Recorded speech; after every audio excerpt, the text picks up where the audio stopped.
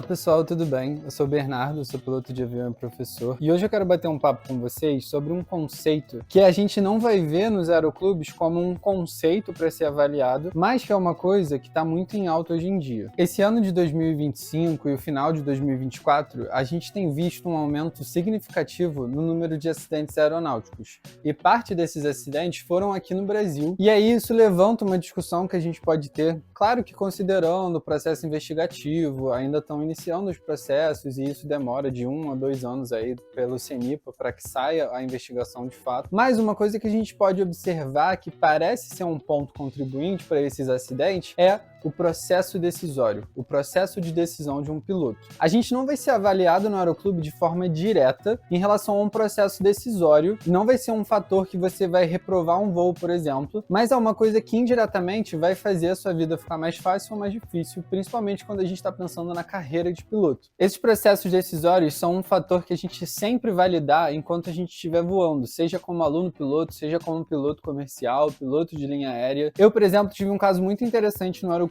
esses dias. Eu estava indo pousar no aeroporto de Angra dos Reis, que é um aeroporto interessante no sentido de, normalmente a gente está acostumado com os aeroportos que a gente pousa no sentido contra o vento, ou seja, a gente tem a pista com 2 cabeceiras e a gente vai escolher para pousar a cabeceira que ofereça o vento contrário ao nosso nariz do avião. E a gente decola também contra o vento. O avião funciona como uma pipa, sempre contra o vento, pelo menos no cenário ideal. Só que em Angra dos Reis, por causa do terreno que tem logo atrás de uma cabeceira, com bastante montanha, um terreno acidentado, a gente não decola para um dos lados das cabeceiras e não pousa também vindo ali das montanhas. E isso acontece em Angra dos Reis, em Paraty também, alguns aeroportos têm essa limitação de cabeceira. E aí eu estava chegando lá como aluno piloto. Nesse voo específico, a gente veio por cima da serra e aí a gente precisava fazer a volta no mar para pousar. Quando eu cheguei para fazer a volta no mar, eu ainda estava muito rápido e eu entrei na final com 100 nós, que para um Cessna 172, que eu acho que eu estava no dia, ou um Cessna 152, é uma velocidade muito alta para a gente chegar para pouso. A gente chega normalmente ali com 70 nós, 60, 70, no máximo 75, 80 ali. Então 100 nós estava muito rápido, eu precisava drenar rápido essa velocidade, precisava glissar, precisava dar flap, mas eu fiquei meio estagnado ali pensando o que fazer. E aí acabou que eu cheguei muito perto da pista e num cenário ideal a gente poderia só arremeter no ar, sobrevoar a pista e entrar no circuito novamente. Mas em Angra dos Reis a gente não tem essa opção. O processo decisório ele precisa ser tomado antes da gente chegar na pista e enquanto a gente tem ainda alguma altitude. Acabou que nesse dia eu não decidi de forma correta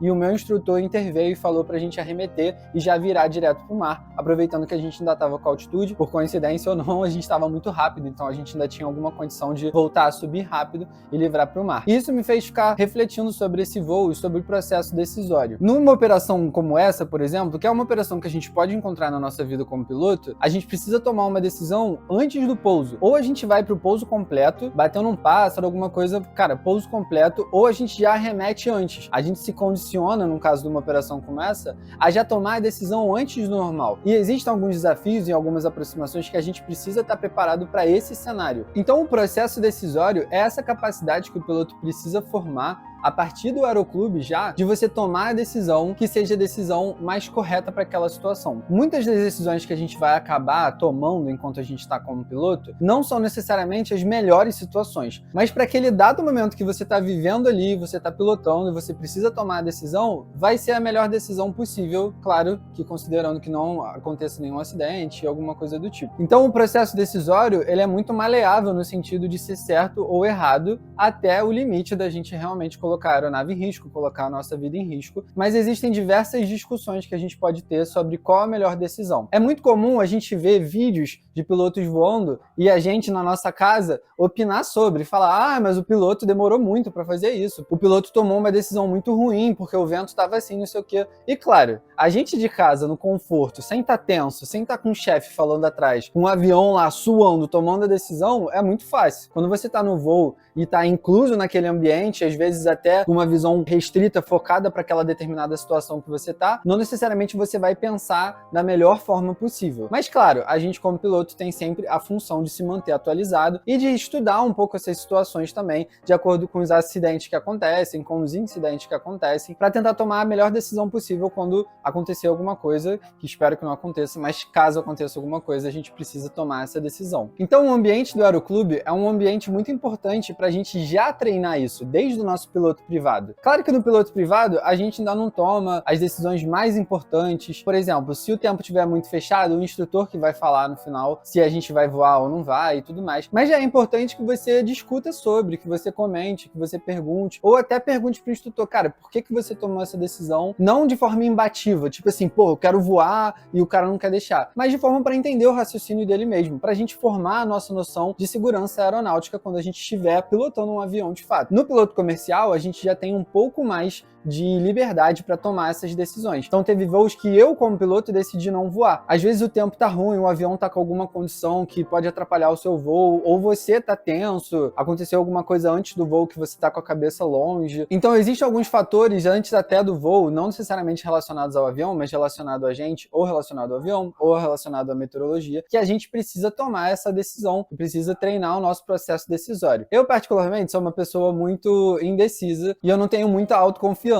Mas quando a gente entra no âmbito de avião, eu fico sempre pensando e tentando tomar essas decisões da melhor forma possível. Um outro voo que eu lembrei agora que foi um voo interessante, foi um voo de Juiz de Fora e eu tava indo pra Maricá. Quando a gente vai pra Maricá de Juiz de Fora, normalmente a gente vai entrar nos corredores visuais ali da TMA Rio, e aí eu entrei no corredor Charlie, se eu não me engano, e virei à esquerda, eu acho que no corredor Eco. E o corredor Eco é um corredor complexo, digamos. Por quê? Duas coisas que aconteceram nesse dia. Primeiro que o corredor Eco, por ser muito próximo do galeão, ele limita a altitude a 1.000 pés. 1.000 ou 1.500 pés, se eu não me engano. E por causa disso, a gente voa muito baixo, mas assim, é tipo numa altitude de circuito, numa região ali em cima da cidade do Rio de Janeiro. Então se você tiver uma falha de motor, por exemplo, você não tem muito pra onde ir. O máximo que dava pra fazer era jogar ali pra Baía de Guanabara, mas, por exemplo, eu não chegaria no Galeão, mesmo que eu estivesse muito próximo do Galeão, porque 1.000 pés é uma altitude realmente muito baixa. Então, nesse dia, eu tava muito tenso, por quê? Porque primeiro que tava muito quente, e a gente tava voando baixo, e dá bastante calor no avião. E segundo, que por causa desse clima quente, por causa das térmicas, a gente tava com muito pássaro. Mas, tipo assim, deu ter desviado umas 20, 30 vezes de pássaro, ou bandos de pássaro. Então, assim, a gente não conseguia voar reto no corredor Eco. E o controle volta e meia falava, o Papai Romeu Kilovito bravo, tá acontecendo alguma coisa, mantenha-se dentro dos corredores, não sei o quê. Justamente porque a gente não conseguia voar reto. E aí chegou ali no meio do corredor, depois de já suar bastante, já desviar de bastante pássaro,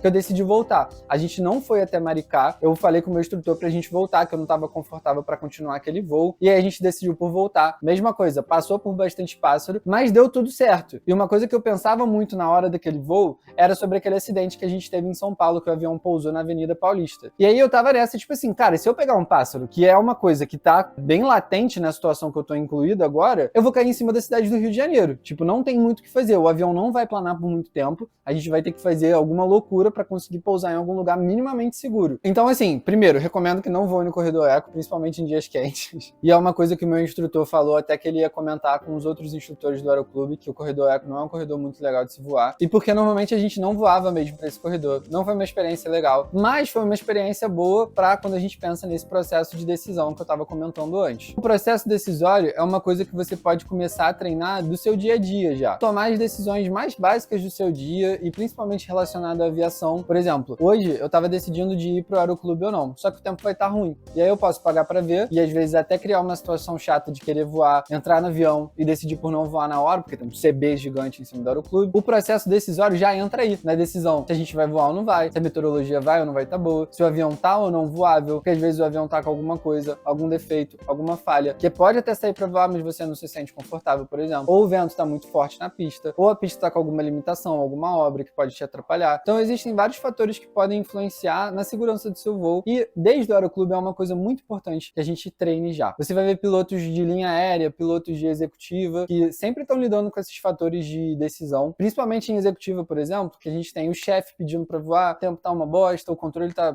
perguntando para onde você vai, não sei o quê. Então criam situações muito tensas e você precisa ter esse processo decisório já treinado para você decidir a melhor coisa para aquele determinado momento. Na linha aérea também, o processo decisório ele é julgado nos processos seletivos e principalmente na prática também. O processo decisório é uma daquelas soft skills que a galera fala. Então queria hoje bater um papo sobre isso mesmo, sobre essa ressalva no processo decisório. E é uma coisa mais pra gente ter na nossa cabeça e para vocês começarem a pensar sobre isso. Para quem começar a voar, já começou ou vai começar, ou já tá no curso de piloto comercial. Então é uma coisa que é bom a gente ter na nossa cabeça e ficar refletindo sobre essas situações mesmo. Às vezes a gente vê uma notícia de um avião que arremeteu porque entrou um outro na pista, de um avião que pegou um pássaro. Se coloca nessa situação também. Pensa o que você faria, como você faria no avião, se você iria arremeter, se você iria esperar, enfim. E até no Flight Simulator também dá pra gente criar essas situações. Coloca algumas panes aleatórias lá no Flight Simulator, em momentos que você não espera, dá pra configurar pra elas acontecerem depois de tanto tempo, aí você esquece que tá lá voando, e aí você toma a decisão na hora. E é uma coisa boa pra você treinar esse processo decisório também. Então espero que tenham gostado do bate-papo hoje. Comentem aqui embaixo o que vocês acham, se vocês têm algum exemplo de algo que aconteceu com vocês enquanto vocês voavam, se vocês discordam ou se vocês concordam. Deixa um like se você gostou desse vídeo. Aproveito o convite para você conhecer um pouco mais do meu canal. Falo bastante sobre aviação aqui, como virar piloto, o que precisa para a parte teórica, o que precisa para a parte prática. Então, se você gosta de aviação, aproveita para se inscrever aqui no canal. E vocês me encontram em todas as redes sociais como Professor nas Alturas.